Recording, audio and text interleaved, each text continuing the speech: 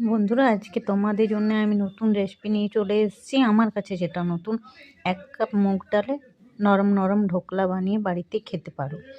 তো তোমরা যদি বানিয়ে খেতে চাও তাহলে আমি যেমনভাবে বানাচ্ছি তোমরা এমনিভাবে বানিয়ে খেতে পারো বাড়িতে।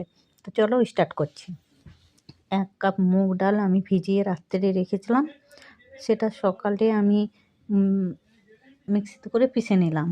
বাটারটা তৈরি হয়ে যাওয়ার পর ওতে নুন, হলুদ, একটু পারা চিনি, আর তোমরা চাইলে হিং যদি খাও তাহলে হিং দিয়ে দেবে।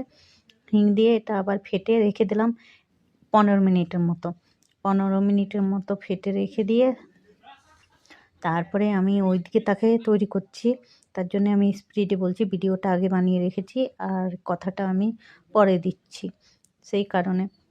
এটা একটু সোডা দিয়ে দিলাম, সোডাটা দিয়েও ফেটে নিলাম। আর একটা থালে তেল দিয়ে রেখেছি, সাদা তেল। বাটারটা ঢেলে নিই, সাদা তেলটা দিয়ে থালটাতে পুরো মেখে নিয়েছি। সাদা তেলটা দিয়ে মেখে নিলাম। আর ভিডিওটা করছি আমার দিদির বাড়িতে, তার জন্যে রান্নাঘরটা আলাদা। আর দেখো, বাটারটা দিয়ে পরে থালার মধ্যে একটু মিক্স করে নিলাম যাতে সমান সমান হয়ে যায়। আর গরম জল ওইদিকে ফুটতে দিয়েছি গ্যাসের মধ্যে।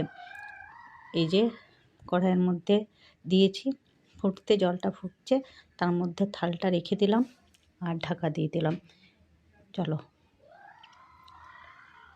দেখো, এখানে আমার হয়ে গেছে। 1 মিনিট মানে 1 ঘন্টার মধ্যে ফুটেছে।